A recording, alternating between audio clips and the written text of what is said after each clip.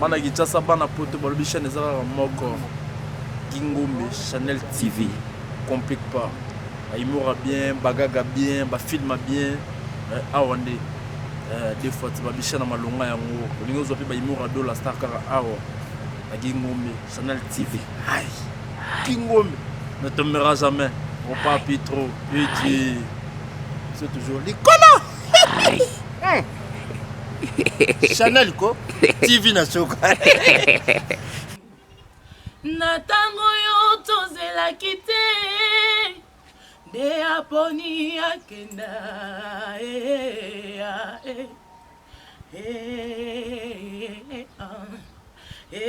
atelemisa bendela Kongo bakonzi mpe baseka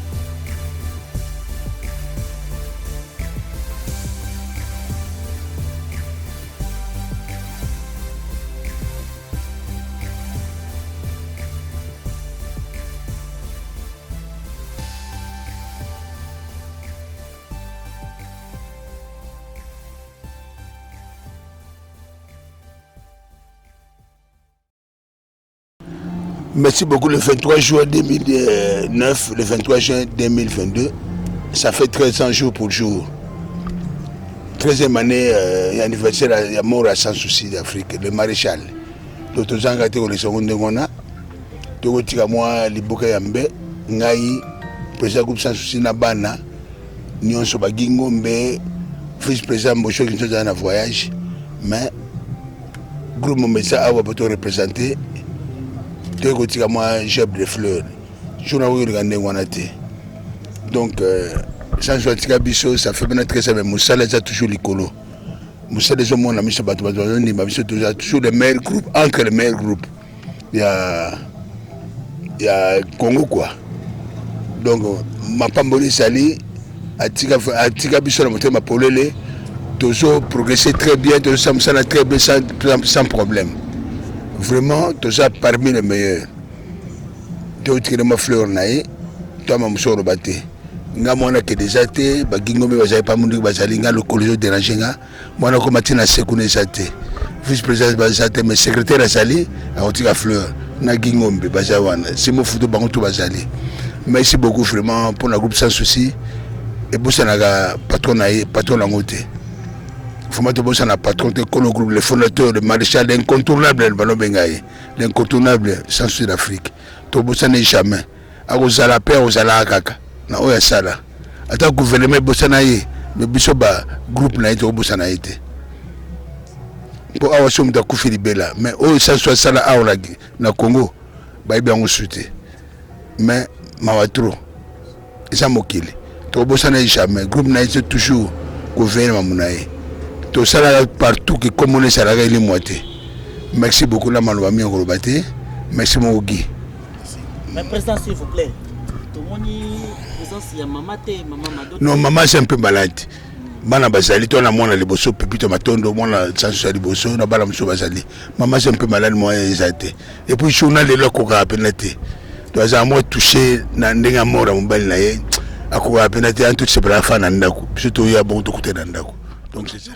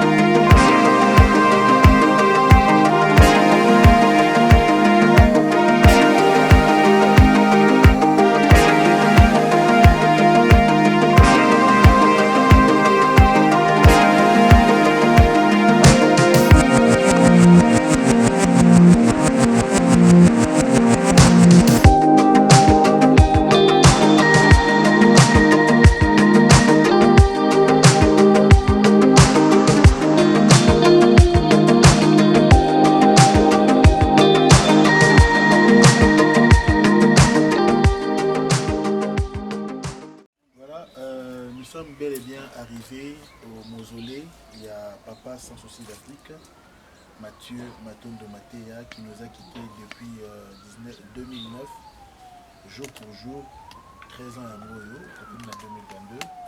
Le président Poudre a déjà brossé son mot de circonstance. Maintenant, nous passons à ce que besoin de le corps est là, toujours là, 13 ans à Moyo.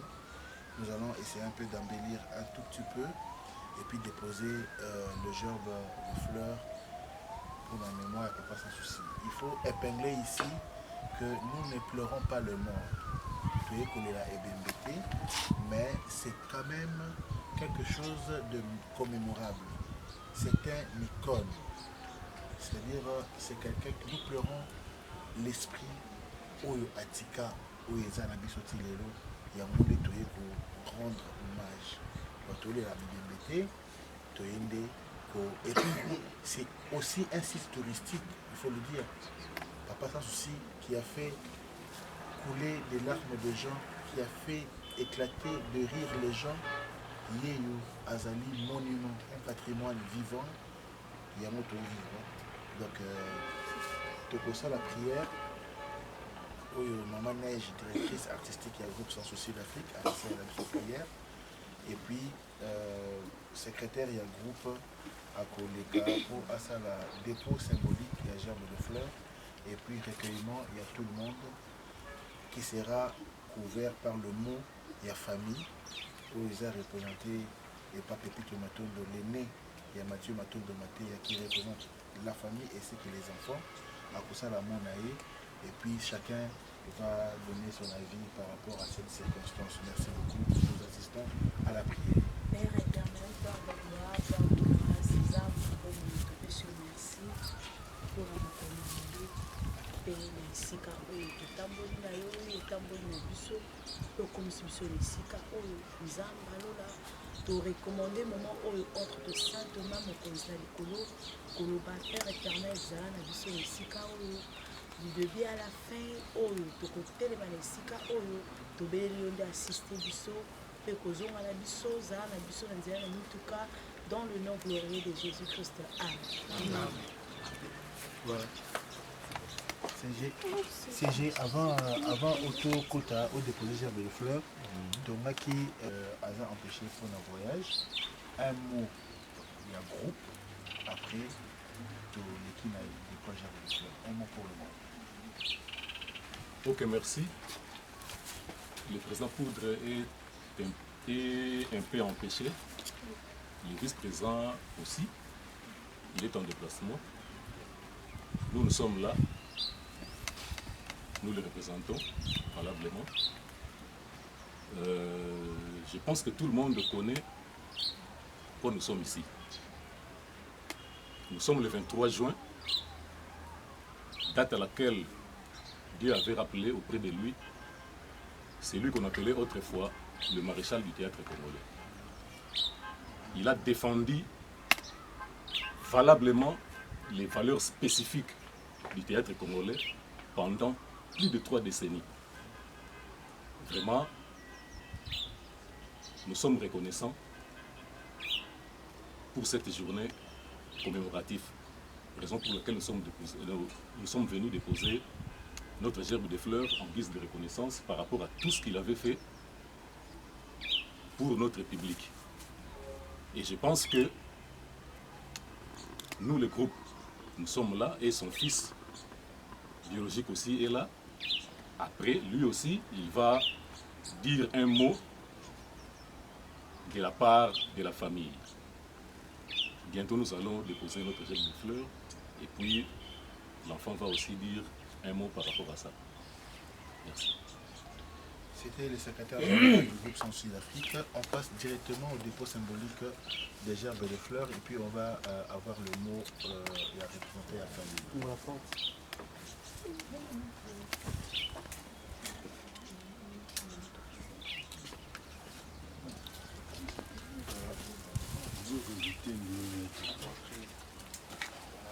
Tout le monde a entré.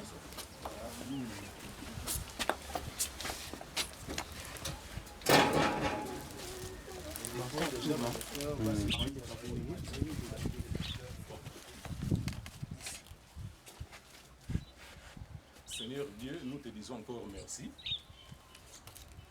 Nous nous adressons à toi, toi qui es le maître des souffles.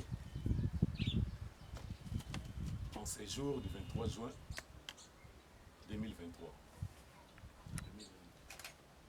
2022. Merci.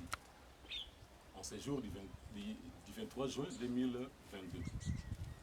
Nous, le groupe Sans Souci d'Afrique, nous sommes venus déposer officiellement cette gerbe de fleurs. Parce que c'était la date où nous avions pleuré. Et après, son fils aussi va dire quelque chose par rapport à ça. Merci, je vous remercie.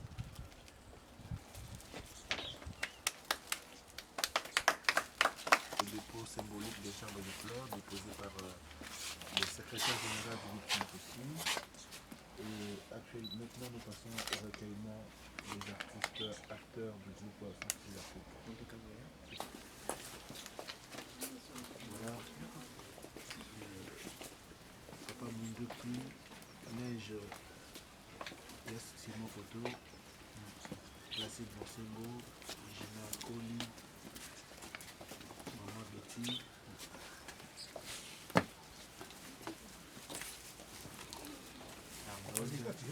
Maman Tina, Tembo, Etienne, Estera. Nous avons aussi assisté sympathisants du groupe Sans Souci d'Afrique, les sympathisants, c'est nous Fallon toujours.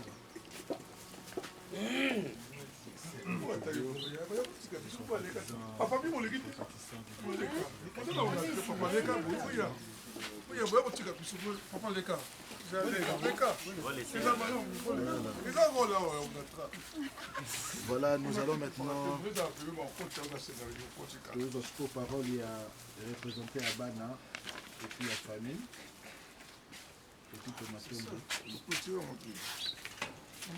Sikoyo tozozwa liloba ya représenté à Bana pe à famille Matondo, Pepito Matondo, l'aîné de la famille. Merci beaucoup à Pépé Sanga Liloba. Comme le monsieur Liloba sur le Korea problématique. Non, Makassi. Ils ont mon Korea sans souci, les bandes à Kakoya, petit genre de fleurs dans la tombe de papa. Quand on a zone de la combe de la balle, la combe de la famille, petit caractère sans souci, il y a autre sans souci dans la organisation de la salle de 23 pour le nouveau mémoire au moment où papa Banda Tika Bisso. 2009 à 2022, ça fait 13 ans, c'est déjà beaucoup, mais ils ont mon cas dans le qui papa Tika Bisso. Donc, c'est mon Dieu, c'est vrai que merci à groupe Sans Souci. Merci à l'organisation Bassalaka. Chaque année, chaque 23, ça a vraiment cérémonie pour déposer chaque fleur. Ça a vraiment appelé la cocaïne, ça a mémoire à papa. Le chapeau n'a pas un zambé, à Pambola, les affaires de chasse, à Pambola, le vice-président, à Pambola, tout le monde, sur Bazar, Sans Souci, ou Bazar pour soutenir Sans Souci, pour Pambola, l'organisation.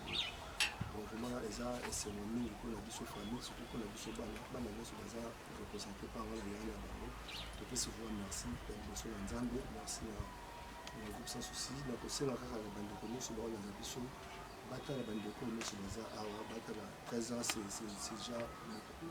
Papa, Tika Bango, Bazar de ceux qui m'ont pour soutenir Baro là-bas. Makambo ebele bakozala mposa badéplacement ya koyaka boye ezongaka kovanda mwa moke eza vraimen eloko moko ya jeté. Donc fallait kosoutenir bango mpo bakende toujours liboso baméteneka nkombo ya Sans Souci mpe nkombo ya lider na bino Sans Souci ezala toujours bayokaka nkombo ya Sans Souci bayokaka nkombo ya Sans Souci mpo to encourageaka toujours bandeko baza awa baza nsima nanga vraiment nzambe apesa bino susu makasi bocontinue kogere groupe Sans Souci kogere. On a vraiment la combat de famille, tu peux se dire merci. Nzambe a Pambola Bino, a Pambola groupe et que les Bousso. Donc, vraiment des bonnes choses. Zamba Bomba. Merci. Merci beaucoup. Tout le monde est présent, c'est Alain Madili.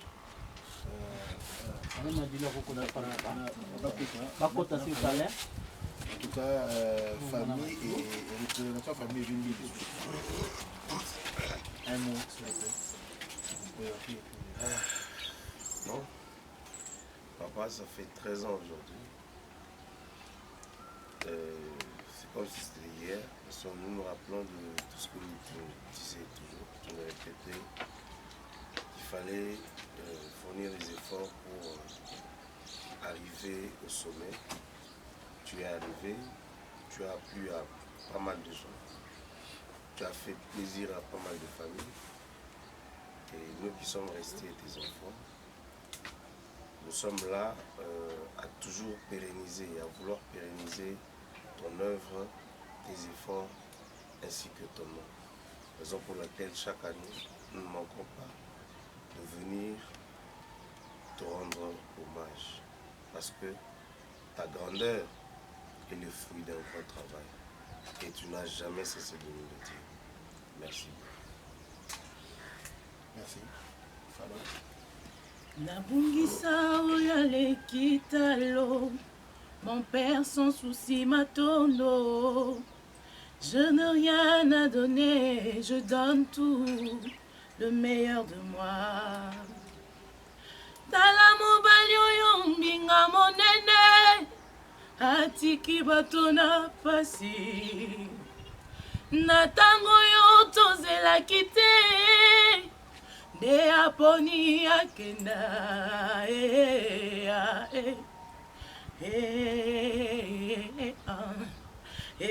Atelemisa bendela Congo, bakonzi pe baseka.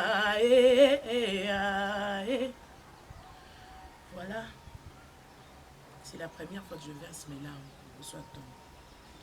Papa, je viens ici, je me retiens.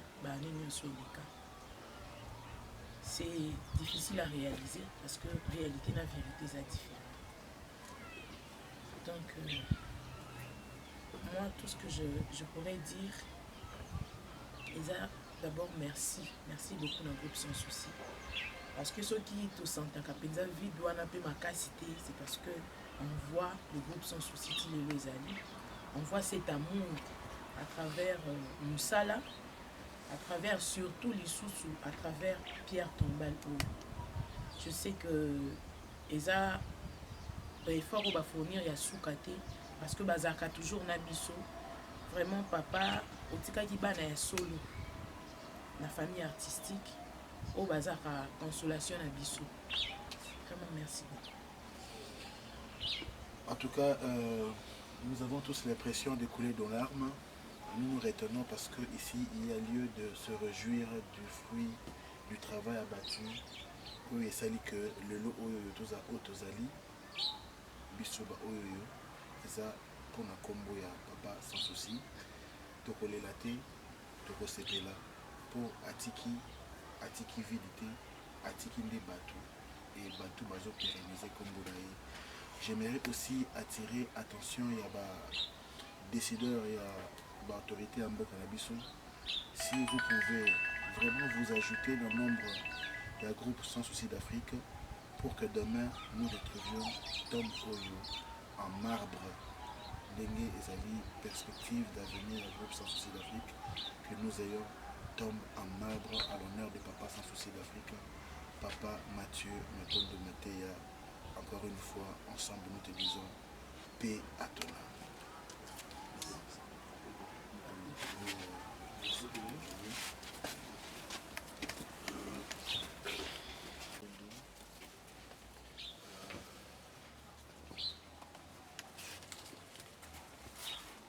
Sans souci, nous n'oublierons jamais, encore jamais, que la terre de continue à vous être felice.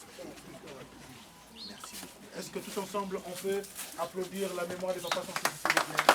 On peut applaudir.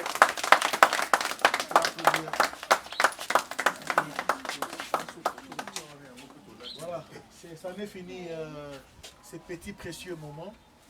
Nous allons nous retenir quelque part pour une méditation et voir comment faire pour que le groupe Sans Souci ait évolué progressivement. Merci beaucoup. Touti koleka na dépôt de gerbe ya fleur Sans Souci ya général autour général P maréchal Sans Souci namoni Alain Sans Souci o azali bongo mwana ya pas Sans Souci tomonaka na ba cérémonie nyonso o eleki année passée mon kozala quitté kozala ki je m'excuse mais tout monde absence ya famille ya papa Sans Souci. Pourquoi? Ils ont contre-temps. Au moment na Kinshasa, il ne faut pas qu'on condamne Batumbango. Ce qui se passe.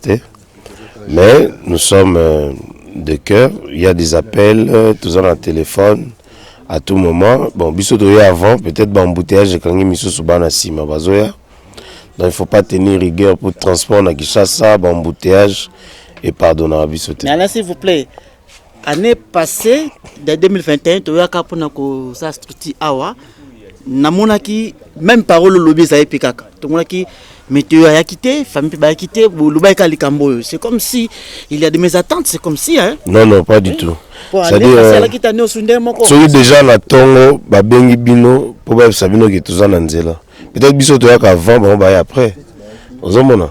Donc, quand on a un sujet polémique, parlant de météo, déjà, il y a moins de difficultés à santé, à s'excuser qui pour nous autres bien. Mais en tout se passe bien, et voilà. Non, moi je ne pense pas que nous, le but qui est pour me cause à attribuer sur Banatoya, c'est un problème. Non, tout ça. Mais vous avez représenté à Sans Souci dans côté à théâtre, surtout météo. Non. Non. Avant musique. Mais tu as un groupe à diriger. Tu as un programme belé. Mais tu as au courant que tu es. Papa accompagnera Banati. Non, voilà. Ne pleurez pas météo. On n'est pas sûr à quitter. Voilà. Question. En tout cas, je ne suis pas ceux qui donnent tout répondre. Ceux qui ont papa les cahiers, bien sûr, ils doivent répondre. Biso tu as ban. Tu es bien informé. Ayaka, côté la tombe ya papa. Ayaka. Même quand ça mène à binoté. Biso on a éclaircir. Biso tu as ban. Biso tu es dans le cadre que groupe Sans Souci, c'est des organisations à Bango. Il faut tout ça obligé à accompagner Bango parce que le groupe Sans Souci, il y a bien que ça rabisse, bien que ça famille, tu représenter famille, na tombe papa. C'est ça obligé. On est allé qui bande quoi, on a mon pandisango. On a mon pandi. Au coup t'anaï, surtout naï, andeni bana bazoya Bango, vous quoi accompagner banate. Voilà la réponse. En tout cas, biso tobi que en tout cas prendre mes athées. En tout cas quoi moi là quoi sérieux. Météo beta mabe. Météo beta mabe. Année 2021, ba ki kocha kobongisa tomba papa, il y a un grand frère na yo, to mona yo te. Année opé to moni yo te, météo bongiso beta mabe, mais na oluka yo c'est justifié parce que tozo mona ngo pla bien te. Yo muto tika na image. Il y a présence Sans Souci. Mais groupe Sans Souci. Depuis que koza na ngoza groupe na yo groupe Sans Souci ali mais image wana bana ba yo accompagner bana te. C'est ça le problème. C'est pour la mingi, na date le 23 ce qui groupe Sans Souci yeboy. To bla mingi. Souci na ngeza nini. Tangu la ligne na pandi chaque mercredi na mona pièce bandi. Ndenge de matipiti sera to ba falon. Combo ya papa ezotika à travers groupe Sans Souci, à travers ba ça ya kata groupe Sans Souci. C'est ça notre souci. Souci na biso qui date le 23, elle sera toujours organisée par le groupe Sans Souci pour des chasses. Banani ba mboshilo kinzonzi ba acteur noso ba artiste noso bana kata groupe Sans Souci ba membre d'honneur ba groupe Sans Souci ba onde ba sala ke fort que tout ya a mais les enfants vraiment mingi ya famille c'est ça ma famille on a ma famille on a quand on date monsieur le 23 OK c'est bon depuis tout ça la boya comprendre le cas nous sommes sur ce belango mais là moko faut profiter blague pas bon tenir regarder faut profiter penza parce que mémoire après Sans Souci azo kabisa minute groupe Sans Souci et kaboy na ndenga bien te bateta makasi ya groupe Sans Souci bakei batu bazo condamné président pour des chasses qui azo kamba mabe lokola bino sikoboza famille to bozo mona groupe Sans Souci ba wata makasi bakei na ko répondre maman mon question tuninga la question faut tout le bon la conférence après de presse mais na otaki okamba moko à son vivant. Tant ça qui na bomoy. Oui. Ba tito bakendaka, ba fioti bakendaka, ba mama shako bakendaka, ba di mozuru bakendaka, ba ziza senga bakendaka. Ba melodi ba. C'est bakendaka, c'est ça, c'est ça. Ça c'est ça qui na bomoy. Na bomoy. Ngala bi ba départ belé ba groupe sans souci. Tout ce makambo aussi bakenda tout pesa ba obazana kata groupe sans chance ba évoluer kata groupe sans nzamba sunga bomba kende liboso pour bango bazo représenter groupe sans suko ba wala si bakenda mukoni so mona bango ba satana ata fleur ba butu ba boka pour basala pa basala groupe sans souci les temps passés ne revient plus tout le monde ce qu'on a bon zambé baza bato aussi bakenda ba oui ba travailler na papa to boyité mais tout pour le moment tout ça les encore ba yemoni ba lenga la limanade tout ba comme ça ba jouer monsieur oh ba bête ba groupe sans souci botika ba basa musala ba botika ba basa musala ba bête tape bien ba bien le quoi ba bête bien ba bête bien ba bête bien ba zaka kana groupe sans souci et puis les autres biso lelo quand ozomona ba bête bien wana et puis ka bango te ba otemisa groupe sans souci yango ba linda biso wa ba otongo ba wana tongo ba départ asi ba yaka biso to abana to contre bango te. Tous ni pour ni contre mais tout soutenir ba au bazana na kota groupe ça soutien ba pambola bango bazo ba idée à bien pour ba ça le groupe ça soutien ça kaka yango te aller oui mais au moni nyoso eza makambo Rolanda te parce que yozo be au départ mais ba au bazar lelo na groupe bazo permettre pérennisation ya kombo ya papa c'est ce qui est plus important ba au bakei bakepena identité wana c'est-à-dire au moins lelo fierté à peut-être aux exemple à Wera et ça que ana ba musicien belé à panza oranae mais ba o bazali et bangonde batika na temple c'est-à-dire temple eza bango même bango wana so va utiliser combo ya groupe sans souci faut pas se référer na au bazar donc mutu mo ta okenda abusivement bidon a utiliser groupe sans souci to combo sans se référer na au batika leti socle c'est-à-dire ba na source né lelo toko vanda to betela o maboko parce que ba ça la effort dans l'ensemble ba fournir ba pérenniser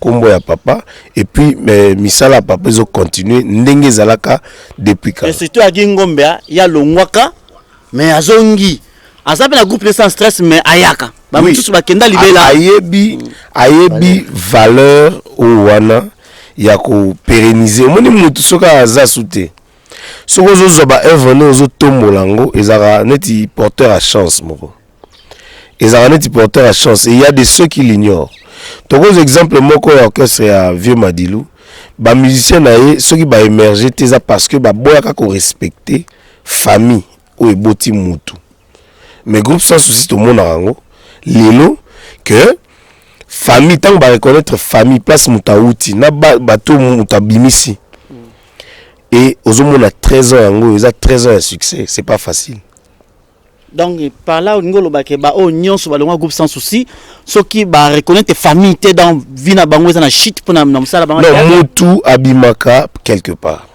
d'accord tant mutu abimi quelque part azali sous-souté akomaka patrimoine certes papa le patrimoine national mutu so akozwa ko utiliser babilo konae mais qu'on reconnaître source wana qu'on reconnaître ezarambongo te ezara peut-être considération mon groupe sans souci lelo socle et vandaka bino to invité bana to invité famille pour l'organisation auto sala quand activité le 23 t ezara na activité nyonso ça c'est rendre l'ascenseur c'est-à-dire le quoi mutu wana physiquement azate bozo rendre ascenseur na eloko ezara ça le plaisir soka va na ndako c'est ce qui est plus important. Merci. Fallon. Oui. L'année passée, toyaki awa ensemble, toyaki na famille surtout. Mais le nom na moni olobi phrase moko bolobi c'est pour la toute première fois au coulé ba larme na yo na tomba papa. C'est dit en quoi? Bon, après on a bien vérité na réalité ça a deux choses différentes. Parce que je ne réalisais pas. Hein, je ne réalisais pas et ça na batumini même la famille heure tozali na matanga heure papa kufa qui vraiment pendant bamsu mon ando kenza makila maza muté makasi boy c'était elo mo boy na bandon di mangote na non di maté mais maintenant je l'accepte je dis que lui il est parti Donc et ya kaka mbala boité parce que il était fort na temps souka na vraiment makasi to ba que non ici les opérations nyonso ba okata ba signer ça va passer, il va rentrer à la maison. Groupe Sans Souci ça rappelle na ba sponsor hein? Oui. Est-ce que par ya famille paye Bozwaka? Bien sûr. Bien sûr. Groupe Sans Souci déjà lobby déjà qui grand frère à lobby qu'on reconnaître famille et ça le 23 t alors bien na ba activité nyonso et puis nyonso en termes il y a pourcentage nyonso la no salama yé moko azalaki ndé mo pe salama atilelo donc il faut changer té so pe sponsor mso ba kisami ba sape ka balongo pe ka pourcentage de famille kaka ndenge ezalaka la mon pépite raison dans fa mo la mon ma ngé be ba autre question c'est là té na pe so maloba la mon question la mon ye mbangu si ko Groupe Sans Souci et bénéfice aka c'est 100% baissa la combien de pourcent ngai ponanga petite sœur à répondre bien ponanga ya motuya atteint ne que 1% to bénéficier de tout les 23 euros. Les gestes qui comptent. Vous comprenez hein? C'est le geste qui compte. Ceux qui ont la suite, il y a Zaka moi sans souci, Zaka ma famille sans souci. Ceux qui ont la suite, il y a la famille sans souci. Si la toute première fois, c'est plus bandat papa qui ça fait 13 ans. Au moins la biso bana sans souci à bimi c'est toujours le makambo pourcentage ban tout tout na bi non tenga tout. Oui, c'est vrai, tu profites là. Tu profites là haut. Les locaux, tu connais bien honte. Alors le ya lo bana yaka Eza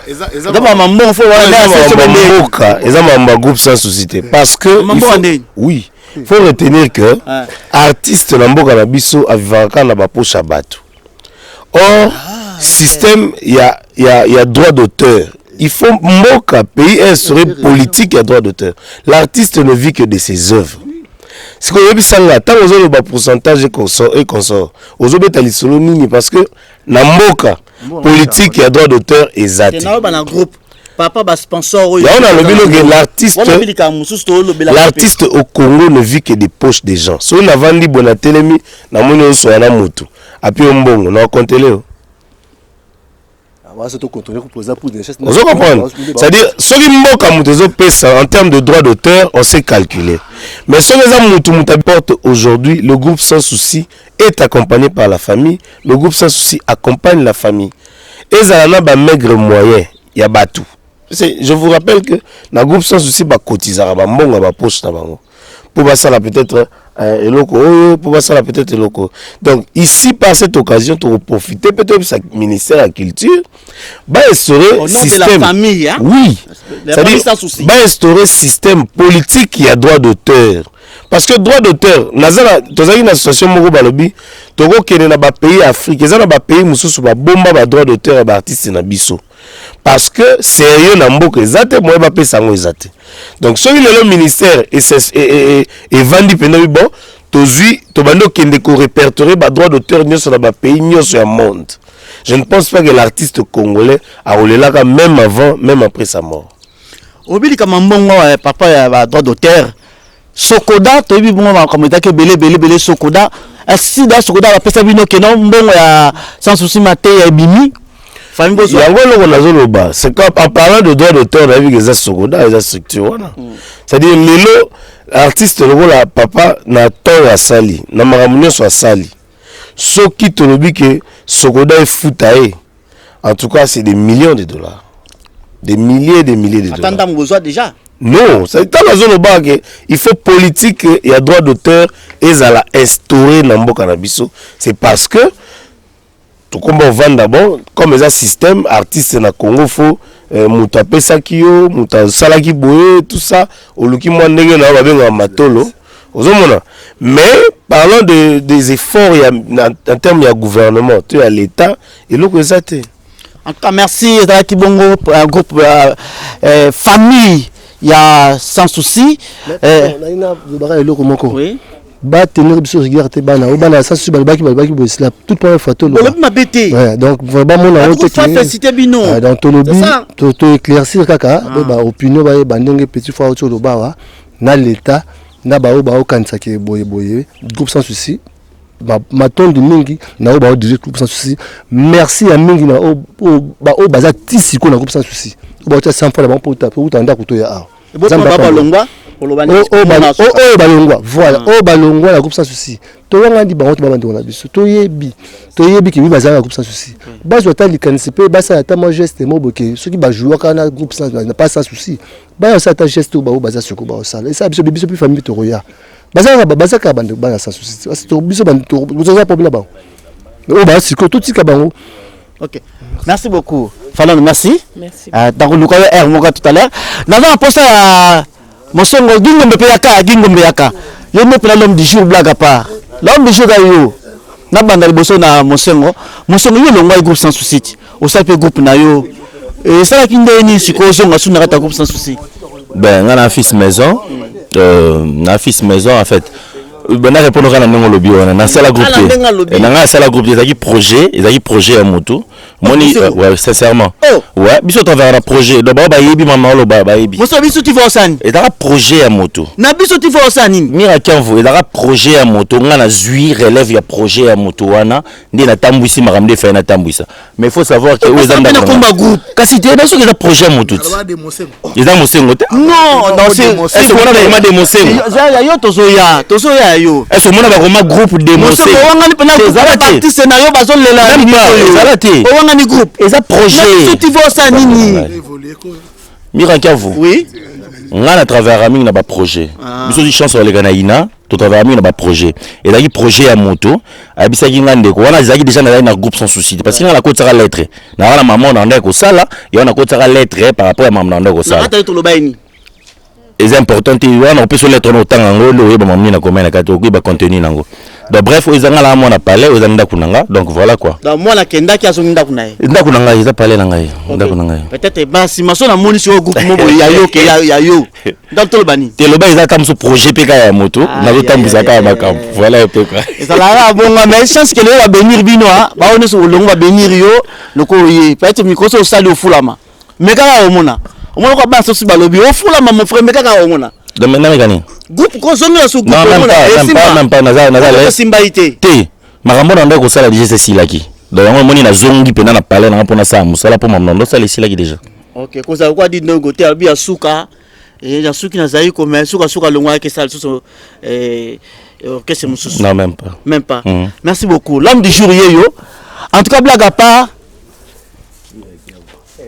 benga daily te to na nanu tout afla nanu oh la oh ndeni bodi to sana ye bana banana ye nanu sava obenye pona nini obenye pona ndo bananzi na bengi pona to sana yake ndo to chikana yo na bengi pona za na besoin Ngingombe Chanel azo interview na ye azo interview na ye asiko ya za nani yet pas na yo aza moi singa za mobali oh la ah c'est compliqué vraiment à l'occasion un jour à l'élo tant ta mémoire à papa sans souci maréchal au lobani non pesa na nous merci na nzambe oyo asala ki ke lelo biso pe autant mon nzela komba maréchal ela ta biso ba komba ba famille na biso zonga sima mais soko tambola ba lo batada il y a groupe sans souci donc il y a les sans souci à moi c'est déjà un plaisir et en ce jour du 23 juin pour moi c'est un jour que je peux dire que merci parce que groupe sans souci yamba kinga et komisinga onaza lelo actrice au pe lelo ke batupé ba comme quoi apprécier c'est grâce à ces groupes voilà je dirais tout simplement merci. Je fais déjà bientôt la 4 ans. Depuis 4 ans. Ah vraiment. Non c'est ngapina kangama na ba bazano, hein? Kangama na bango ma koyoka yoka belete. Belete po ba bazaki awa na moko tia suka itolonga de ne manani. Audrey. Bachaka e brassard alobi que ono général mais suka longwe. Yaza le héritier. Non s'il vous plaît, yaza le héritier. La maison mère ah mais suka akaya longwe si ba to bele makasi. Audrey le musi ba te be na kata groupe sans souci mais suka akei yo za ka bon te na pese prendre conseil bon mutu na mutatambola na vision na e ce qui vision ya Audrey ezala ke il fallait longa na temps wana jour beaucoup ta Audrey ndebo so na Audrey mais pour le moment nous sommes là tozo sala musala tozo bosser dur pour na kaka groupe sans souci kende toujours liboso et mata toujours Donc c'est un peu ça. Merci beaucoup. Je vous en prie. Gingo mena pa na yo. Naniko. Baninga nyonso Gingombe okima. Azokima. Nzeto. Gingombe baninga nyonso bolongwa na bango bakenda. To papa c'est là. C'est là. Ngamba Birgit. Plateau yanga no. Ah. Baninga nyonso bakenda bazonga te. Mais yo kenda ozongi. Pourquoi? D'abord eloko mon papa sans souci atiaka na mitu na biso o tokuta groupe après liwanae pour faut admettre que papa sans souci a fait en 2009 ngana kota pekaka na 2009 wana ben mois de novembre moto alongara groupe sans souci azate wana ezali au traco onatra groupe sans souci balongwa ngote raison pour laquelle au mona na ba film ozokoya bamakaya bazonga lisusu batito bazonga lisusu basanga sine kolongola kashina oza boga wa bepsa merci beauté non pour rien bamakaya bazonga ba rejouer ba credo ba rejouer ba Chilumbai ba Omari ba Pierrot ba Doudou bango nyonso da très peu le temps mona bazonga na bango moni likamoza bazonga bako rejouer balongwa te ba yo jouer tout na bango sur balongwa te papa sans souci a déjà eloko mona kasi na biso que des divergences et que koya makameko koya nango toi na résolution des conflits parce que les conflits fait partie il y a gestion il y a battu à groupe. Moi je pense que ce qui est important ici est ça que tous les là commémoration il y a papa sans souci tout senga na gouvernement et assister groupe sans souci parce que institution ezali batuka ne bakoleka pour le moment ba effectif ya groupe sans souci ezali o bazali o ezali ka échantillon baye et puis basami na liste mobima po baya boye pour la délégation.